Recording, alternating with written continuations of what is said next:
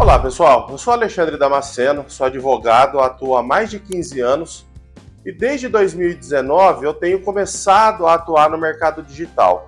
Tenho me aprimorado cada vez mais, tanto em marketing digital quanto na aplicação da inteligência artificial para a utilização na advocacia, e com isso eu tenho montado palestras, principalmente em faculdades, para passar esse conhecimento para os alunos. Então eu trago para vocês hoje a Advocacia 4.0, os desafios e oportunidades na era digital, e a gente vai bater um pouquinho de papo sobre esse assunto. Primeira coisa que eu quero falar com vocês é se isso é um risco ou é uma oportunidade. Então a gente tem falado de inteligência artificial pelo menos desde 2008, 2009, quando a gente começou a falar do Watson, que é o auxiliar jurídico da IBM, e isso tem implementado muita coisa na advocacia desde então. Algumas grandes empresas, como a Localiza, por exemplo, já têm uma inteligência artificial própria que eles estão utilizando dentro do departamento jurídico interno da empresa para reduzir a quantidade de funcionários necessários para tocar os processos. Essa inteligência artificial ela consegue, por exemplo, produzir relatórios sobre como determinado juiz em determinada comarca realiza os julgamentos de acordo com determinados tipos de ação. Então, por exemplo, ações indenizatórias que envolvem carros alugados, qual é a posição daquele juiz? Com base nesse algoritmo, eles conseguem obter relatórios para tomada de decisão. É muito mais fácil você tomar uma decisão sabendo qual é o risco que você vai enfrentar. Então, se há um risco de sentença procedente para outra parte, improcedente, em desfavor da Localiza, de 80%, é melhor ir para a audiência com uma boa proposta de acordo. Já o risco que é menor, 30%, 20%, por exemplo, há uma possibilidade de entrar com uma proposta de acordo inferior ou esperar o julgamento. Então isso é extremamente importante do ponto de vista da tomada de decisão. A gente tem atualmente o ChatGPT, que ele nada mais é do que um compilador de dados e devolutiva de respostas, então você precisa alimentá-lo com o que você necessita de acordo com o script, e esse script vai te devolver uma resposta. É importante dizer que o ChatGPT ele não é inteligente. Embora a gente diga inteligência artificial, ele não tem a capacidade de pensar. Por isso que você precisa extrair dele da forma correta, com o tipo de script correto, a informação que você necessita. Uma vez você inserindo as informações da forma correta, ele pode te dar respostas impressionantes. É incrível. A gente tem o Canva AI com templates e apresentações, então é uma ferramenta que é utilizada por quem faz marketing digital, por exemplo, para que você monte apresentações, monte posts no Instagram, e a inteligência artificial. Então hoje o Canva tem uma ferramenta que você digita um script, me mostre um cachorro no escritório de advocacia, e ele vai te retornar uma imagem em formato de desenho com essas informações. O Google está lançando uma inteligência artificial, deve vir agora em 2025, que terá a capacidade de montar vídeos com qualidade de filme a partir de um script imputado. Então você pode dizer, por exemplo, eu quero ver um cachorro fazendo uma audiência, e ele vai montar um filme como se fosse uma filmagem com pessoas reais, com um cachorro real. É bem interessante. Nós temos o Hagen, que é o gerador de vídeo em outro idioma. Então há muitas pessoas, por exemplo, que quer gerar um conteúdo em 3, 4, 5 idiomas diferentes. Você pode utilizar essa ferramenta gravando apenas em português e depois você converte isso para outro idioma. Essa ferramenta é tão interessante que ela muda a forma como a boca da pessoa se move, parecendo realmente que ela está falando em outro idioma, e utiliza o seu próprio timbre de voz. Então com essa ferramenta você pode fazer uma palestra em 3, 4, 5 idiomas diferentes, sem parecer que é gerada por inteligência artificial. E o último é o Opus Clip. A partir de um vídeo como esse que eu estou gravando para vocês aqui dessa palestra, eu posso extrair pílulas para postar nas redes sociais, por exemplo, que são chamados recortes. Então essa ferramenta, o Opus Clip, ele consegue fazer recortes a partir de um clipe de maior tamanho. O importante, o mais interessante aqui é que se você faz a postagem desse clipe maior no YouTube, por exemplo, ele vai tirar os recortes que há maior retenção. Então, digamos que você tem um vídeo de 30 minutos e ele tem 4 pontos de maior retenção, que você tem uma subida da sua audiência, ele vai selecionar esses 4 pontos para montar o recorte. É uma ferramenta muito interessante para quem busca fazer recortes para postar nas redes sociais. Então a gente tem que pensar no que é chamado hoje de Machine Learning.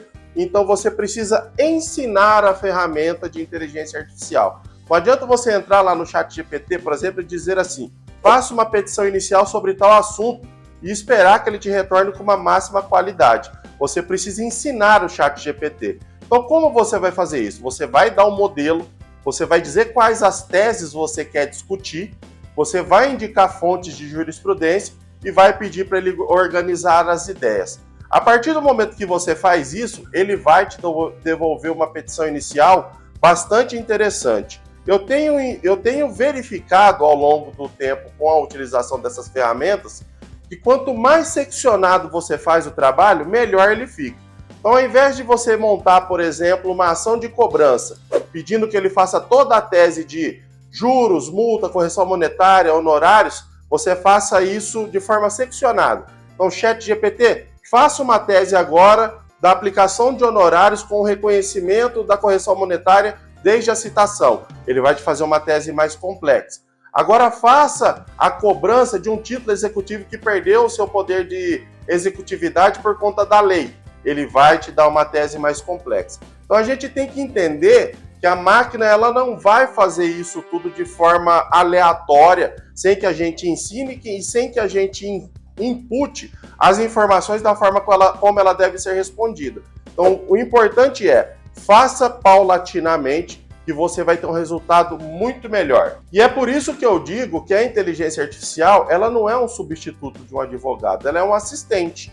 Ela vai substituir a mão de obra de um estagiário, por exemplo? Vai perfeitamente, mas ela não vai substituir a mão de obra de um advogado, principalmente se for aquele advogado que desenvolve teses.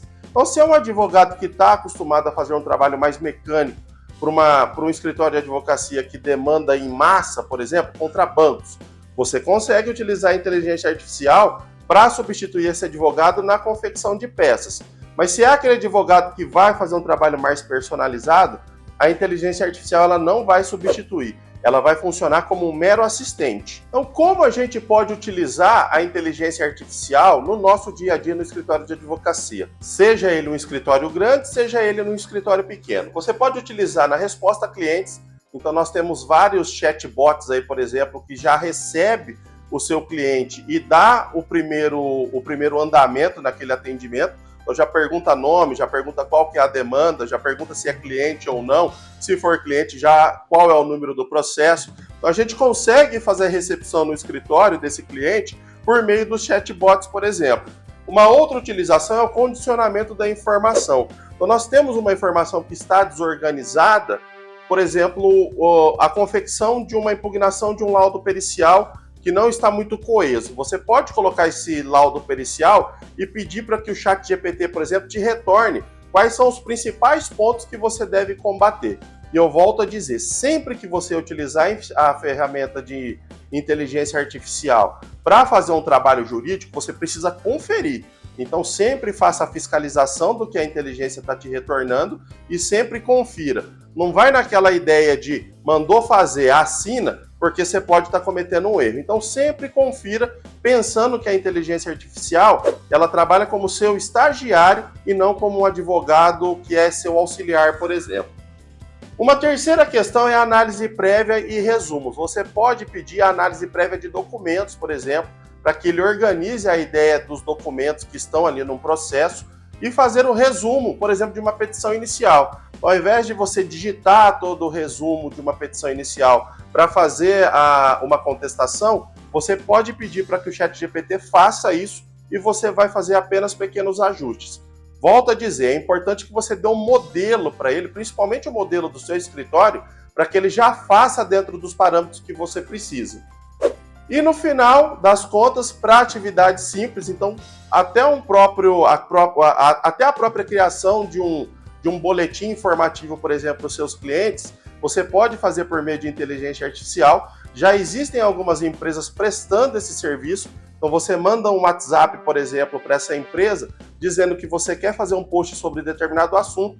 Ela já te retorna com o post pronto, já com a arte feita para você apenas postar é possível também utilizar a inteligência artificial para fazer essas atividades. Eu tenho alguns exemplos aqui agora de como você pode utilizar a inteligência artificial ou o ChatGPT para fazer uma tese defensiva. Então, vou mostrar um vídeo para vocês de como eu imputo os dados para ter essa resolução, essa devolutiva.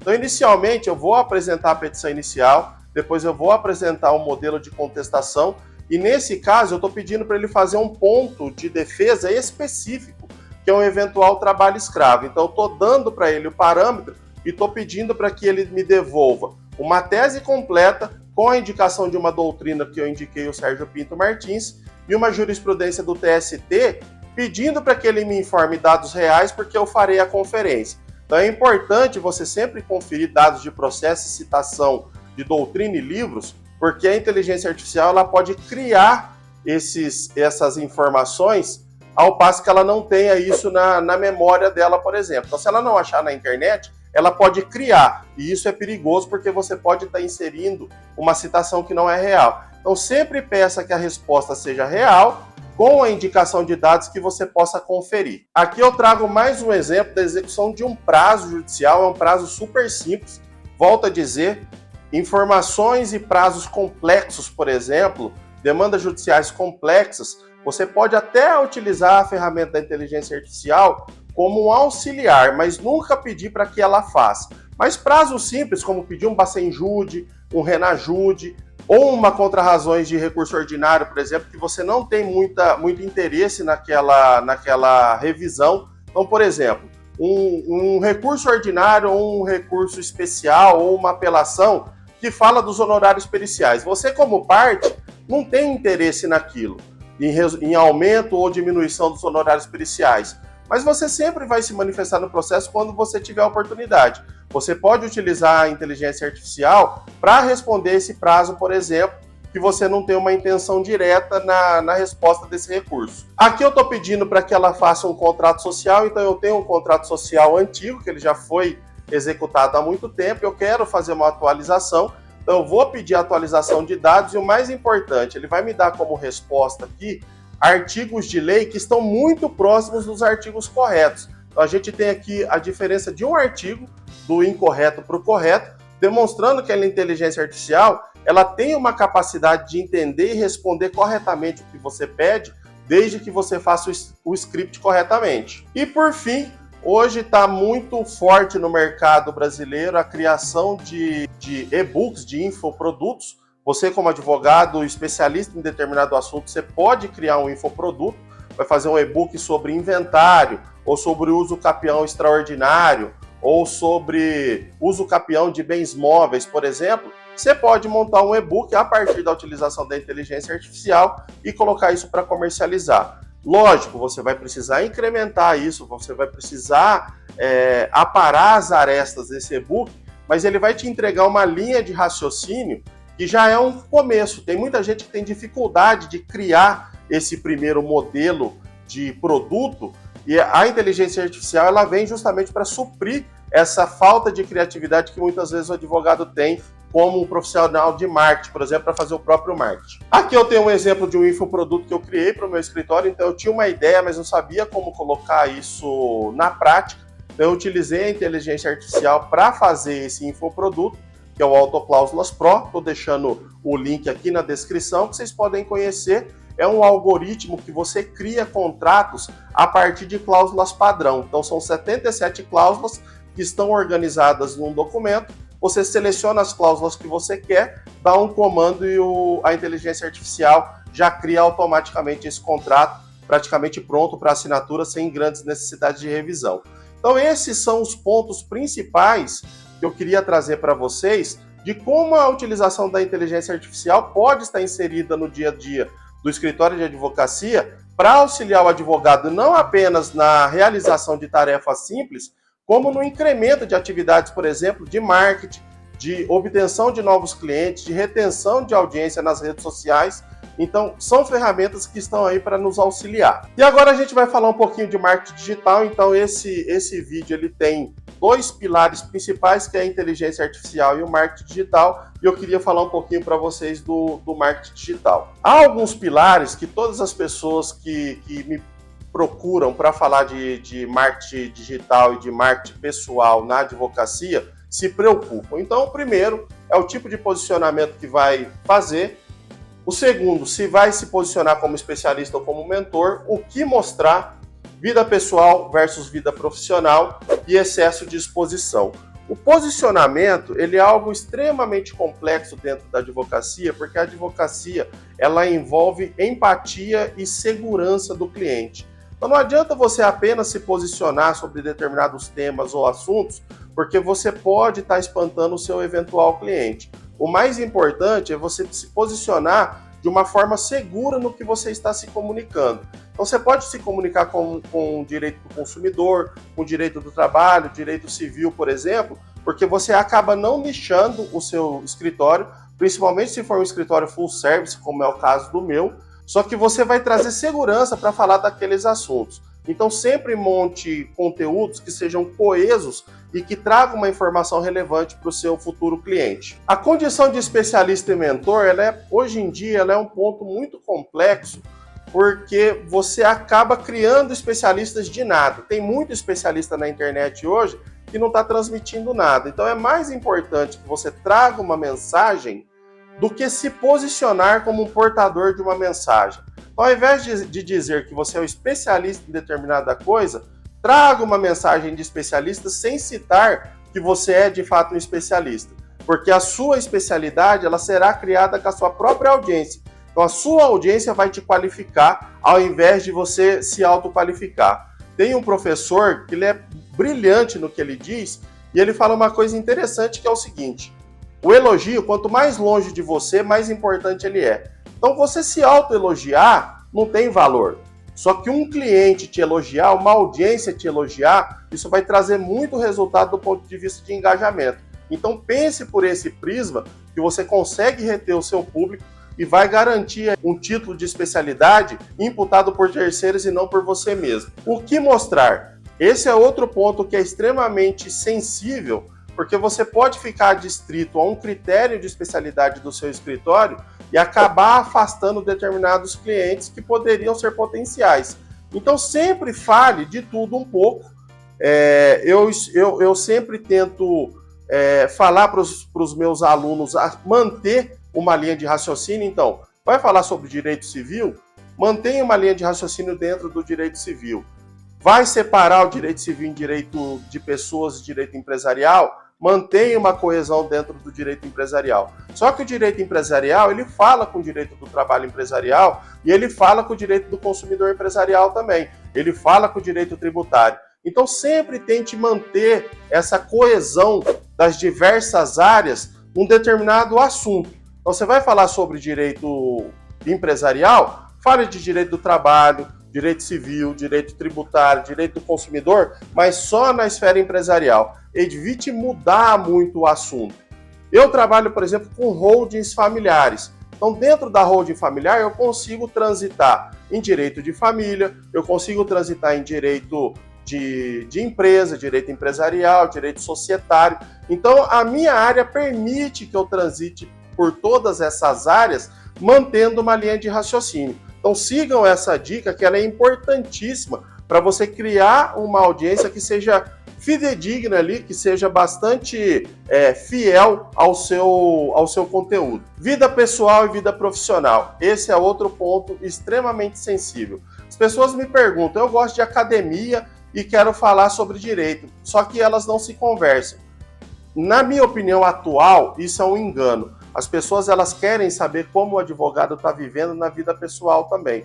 Lógico, a gente precisa ser comedido no que posta, mas ele quer saber que lugares você frequenta, quais as atividades você faz a título de hobby. Então isso é extremamente importante. Se você tem uma vida levemente regrada, não comete muitas extravagâncias, eu acho importante sim você postar não só apenas sobre a sua vida profissional, mas como da sua vida pessoal também, porque isso cria uma empatia e um laço de amizade muito próximo entre a figura do advogado que está na rede social mais um futuro cliente, e isso pode ser convertido em negócio. E por fim, as pessoas me perguntam muito sobre o excesso de exposição. Volto a dizer, se você tem uma vida que é levemente regrada, não comete excessos na sua vida pessoal, não há problema nenhum em você gerar esse tipo de exposição.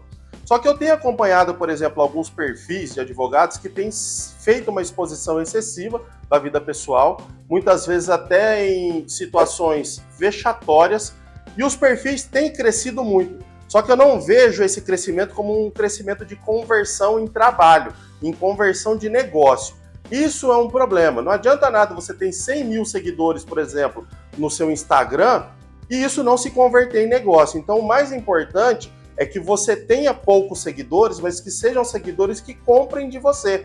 Esse é o principal ponto. Então, o excesso de exposição, e principalmente em situações complicadas, pode gerar um aumento de engajamento no seu perfil, mas isso não vai se traduzir em negócio, e aí a gente perde o foco do marketing digital voltado para a advocacia. Os pilares do marketing pessoal são extremamente importantes. Então a gente tem que pensar num branding pessoal, você tem que contar uma história, você tem que ter uma formatação de como você se apresenta. Antigamente a gente pensava em montar um escritório bacana, com uma sala de reunião bacana, com uma recepção bem arrumada. Isso hoje em dia se transformou em você, a sua pessoa é seu escritório. Então a forma como você se coloca, como você se apresenta, como você se veste, e principalmente como você se comunica, são completamente ligados ao seu branding pessoal. Então tomem cuidado de como você faz isso, porque isso vai dizer muito sobre você. O conteúdo de valor. Tem muita gente que está na internet falando, mas está falando nada. É muito mais importante você falar pouco e falar algo que seja de extremo valor do que estar na internet todo santo dia falando alguma coisa que não tem valor nenhum. Então as pessoas hoje elas estão focadas em conteúdo que traga algum benefício, seja ele benefício financeiro, seja ele benefício pessoal, seja ele de crescimento de imagem. Então é extremamente importante que você comunique algo que traga valor para o seu cliente. E estar presente em todas as redes sociais. Hoje é extremamente importante que você esteja no Instagram e no TikTok, por exemplo, porque você se comunica com pessoas diferentes. As pessoas mais jovens, elas estão no TikTok e hoje o TikTok é tido como o Google dessa nova geração que está na faixa dos 18, 20 anos. Já no Instagram, você vai conversar com pessoas já um pouco mais maduras, que estão com carreiras estabelecidas. E no Facebook, você vai conversar com as pessoas mais velhas. Você vai conversar com os boomermans, por exemplo, aí, na faixa dos 40, 50 anos. Então faça sua presença nas redes sociais e converse com cada rede social de forma diferente. Então, lá no TikTok, você pode fazer um conteúdo um pouco mais descontraído. No Instagram, você precisa fazer um conteúdo de alto valor. E no Facebook, você precisa se comunicar de uma forma mais mansa e mais tranquila, porque você já está falando com pessoas muito mais experientes. O networking digital, então você tem que pensar que o seu post no Instagram, por exemplo, ele é um ponto de abertura de comunicação. Se uma pessoa vai até o seu post e faz um comentário, chame essa pessoa para conversar no direct ali, coloque uma pessoa no seu escritório para ficar responsável por isso e tente extrair alguma dificuldade que aquela pessoa tem para estabelecer um ponto de conexão e daí você tem uma abertura para uma reunião, por exemplo, que vai gerar não só network, mas pode gerar negócio. E por fim, a automação de ferramentas de network, de ferramentas de marketing digital. Você tem, por exemplo, o ManyChat, que é aquela opção que você vai até o Instagram e fala oi, e ele já abre uma conversa diretamente com o seu cliente. Então você pode chamar ele para uma ação. Se você quiser receber o nosso e-book, coloque um ok nos comentários. E o próprio ManyChat ele vai fazer essa conexão direto com a pessoa, mandando algumas informações ou até um link. Você tem N ferramentas de inteligência artificial e de automação de marketing que fazem isso. O Egoi é outra que manda e-mail automaticamente. Então é importante que você faça a utilização dessas ferramentas para que você obtenha o máximo de retorno daquele lead que está chegando até você. E é extremamente importante, o seu lead, ele está no seu post. A partir do momento que o seu lead sai do seu post, você já perdeu. Então você tem que aproveitar o lead no momento que ele está ali. Falando ainda dos pilares do marketing, a gente desdobra esse assunto em outros subpilares que fazem parte da mesma ideia. Então você tem que manter uma consistência do que você está falando. Então você pode andar por diversas áreas de direito desde que você esteja mandando a mesma mensagem. Eu falo de holding familiar, holding rural, Então, às vezes eu estou falando do agronegócio mais voltado para a holding. Eu estou falando do direito empresarial voltado para a holding. Eu estou falando do direito tributário voltado para a holding. Eu estou falando do direito do consumidor voltado para a holding, porque esse é um dos tipos de risco, por exemplo, que fomentam a necessidade de uma holding. Então tenha consistência no que você fala. Fale sempre a mesma coisa, mesmo que você transite por diversas áreas do direito, porque você começa a criar uma referência e aí sim vem o critério de especialidade. Diversificação de conteúdo. Então, utilize o carrossel, utilize a postagem fixa, que é a publicação, utilize o Store, utilize o Reels, utilize o TikTok naquele vídeo de 10 minutos, utilize o Facebook de diversas formas. Sempre faça uma diversificação de conteúdo, porque cada conteúdo ele tem uma finalidade. Então, o Story, por exemplo, ele comunica com a sua própria audiência, as pessoas que já te seguem. Já o Reels, ele tem um alcance maior para trazer novos seguidores para o seu perfil.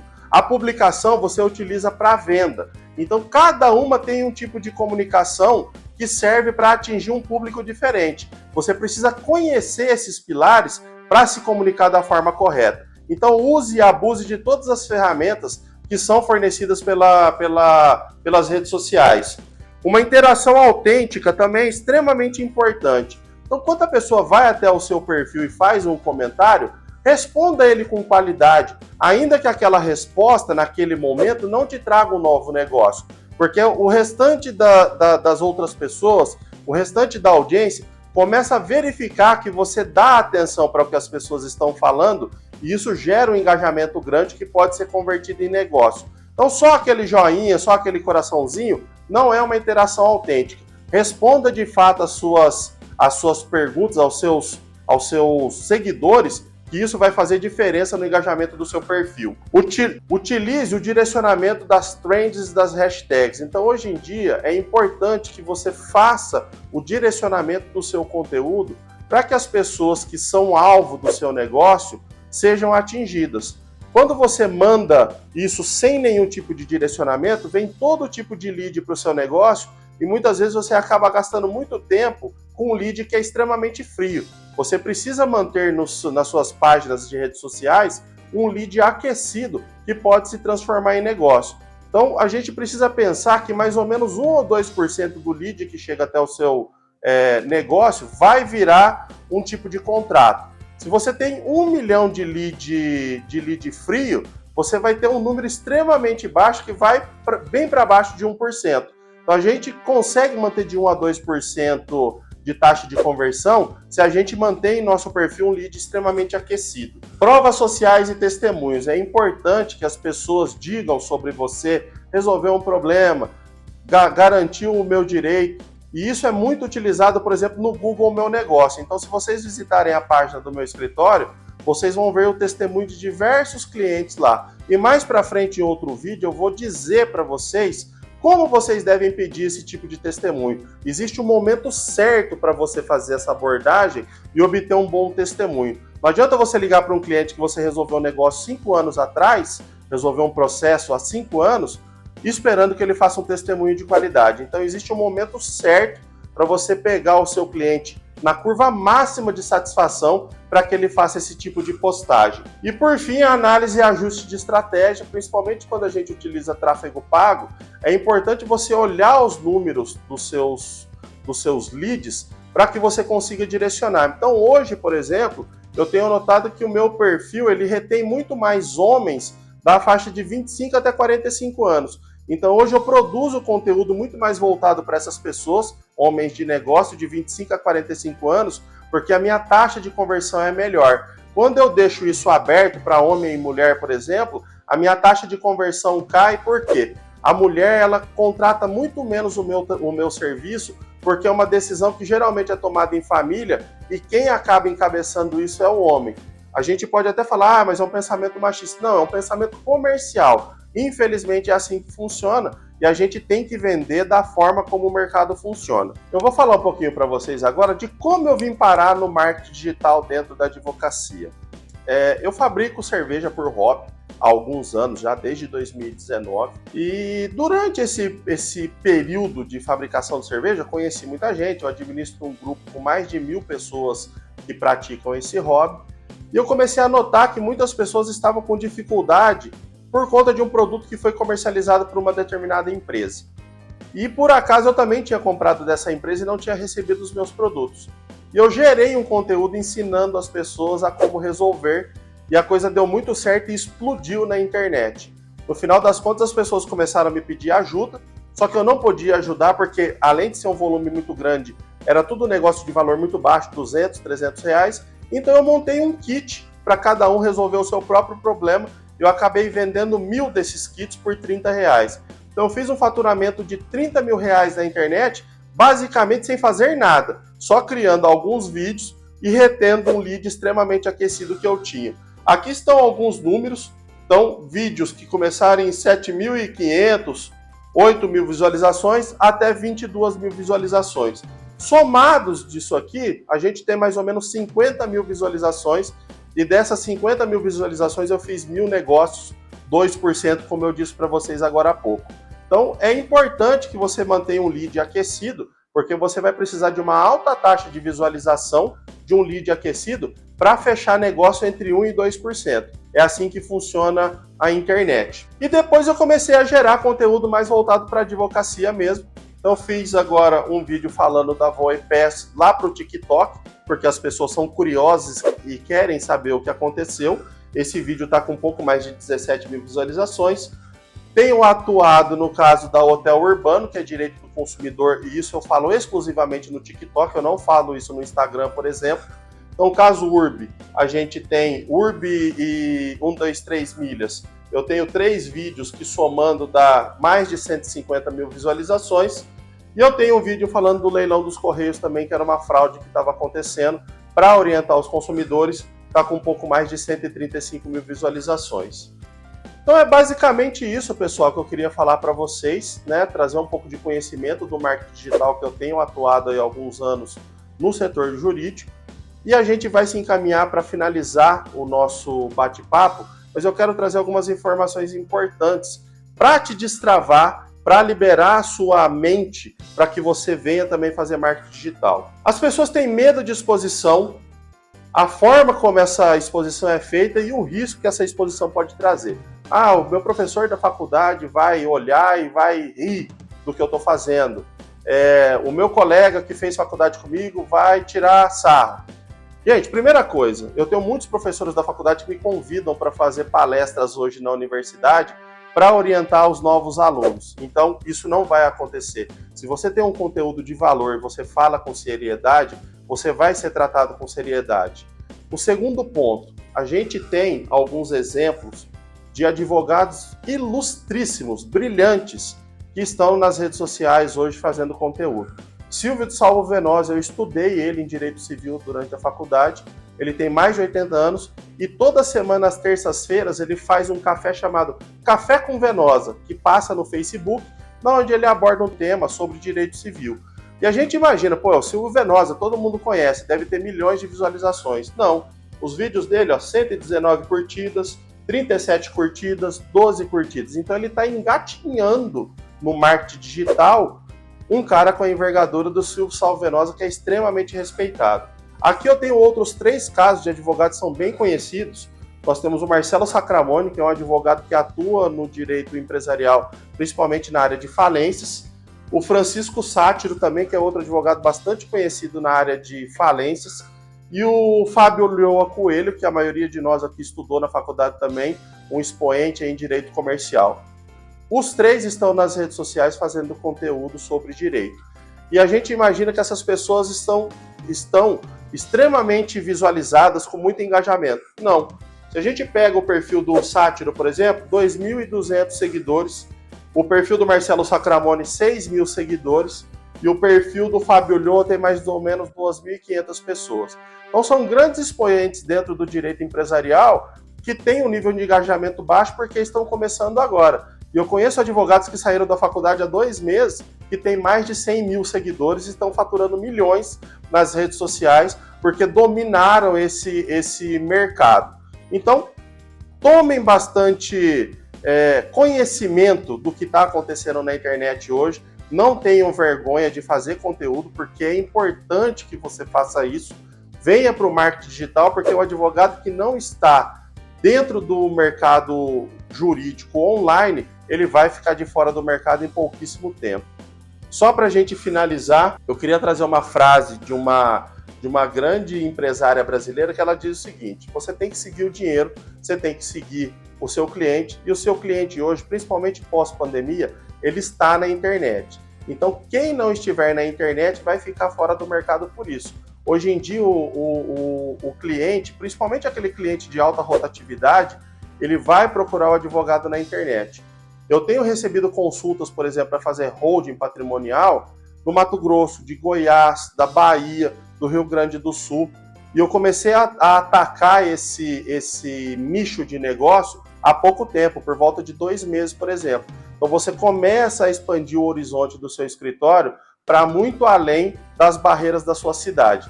Pensem nisso e não esqueça de nos seguir nas nossas redes sociais para manter para se manter atualizado do que a gente está falando de inteligência artificial e marketing digital na advocacia. Se você quiser fazer parte ativa de um grupo no WhatsApp, o link está aqui embaixo. Lá a gente bate papo sobre esse assunto. Eu deixo alguns insights e alguns modelos também. Beleza, meu povo? Muito obrigado por terem nos acompanhado até aqui. Em breve a gente volta com outro bate-papo. Tchau, tchau!